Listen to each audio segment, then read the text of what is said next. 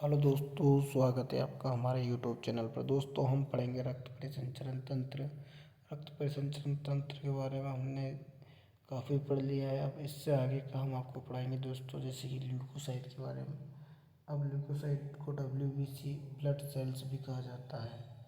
इसमें वर्णक अनुपस्थित होता है। क्या होता है दोस्तों? इसमें वर्णक जो है अनुपस्थित होता है। WBC का आकार अनिश्चित होता है। WBC में केंद्रक उपस्थित होता है। दोस्तों, डायरेक्ट यहाँ पर RRB टेक्नीशियन और ग्रुप डी की भर्ती से डायरेक्ट क्वेश्चन ऐसे ही बनकर आएंगे। दोस्तों, आप अच्छे से हमारे वीडियो के अंत तक बने रहिए।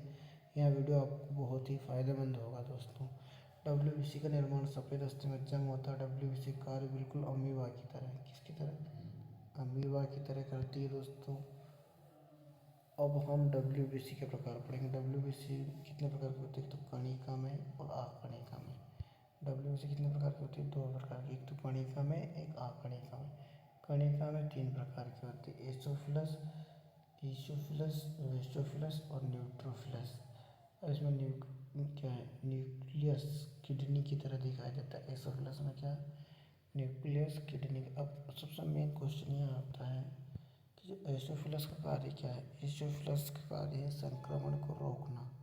एसोफिलस का कार्य क्या है? एलर्जी क्रिया को साथ मिलकर कार्य करती है, संक्रमण को रोकने का कार्य करता है।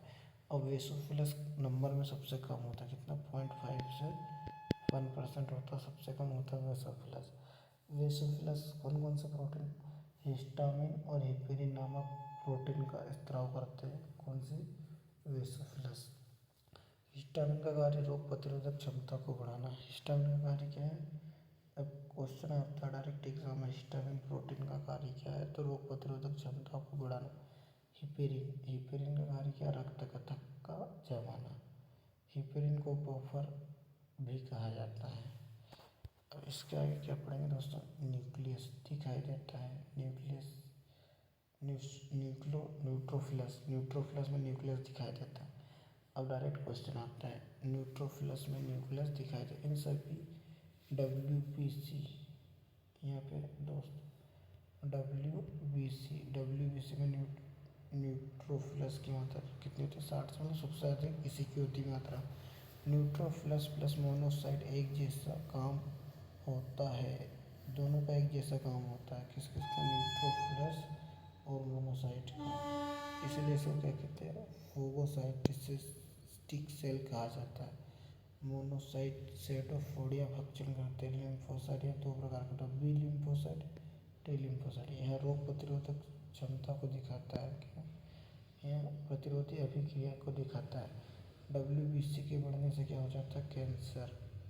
WBC के बढ़ने से कैंसर। एड्स में टी लिम्फोसाइट क्या हो जाती है? खत्म हो जाती है। दोस्तों, एड्स में टी लिम्फोसाइट क्या हो जाती है? खत्म हो जाती है। मनुष्य में रक्त अधिक होता है। टेस्टोस्टेरोन हार्मोन ये क्या करता है दोस्तों? टेस्टोस्टेरोन हार्मोन यहाँ एक एरिथ्रोपाइटिन हार्मोन स्रावित करता है, जो हीमोग्लोबिन को बढ़ाता है और एनीमिया को यहाँ पर कम करता है। अब इसके बाद थ्रोम्बोसाइटोसिस।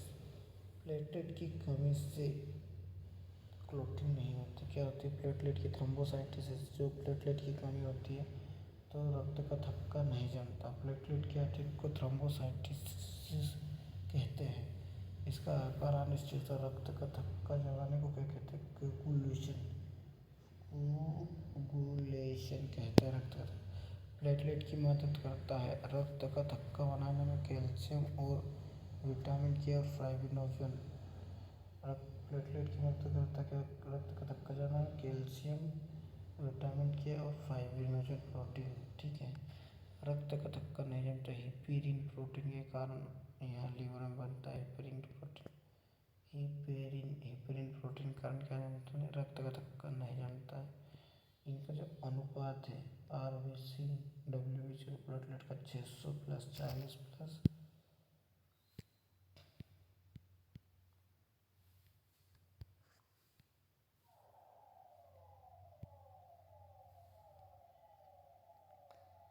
600 plus 1 plus 40।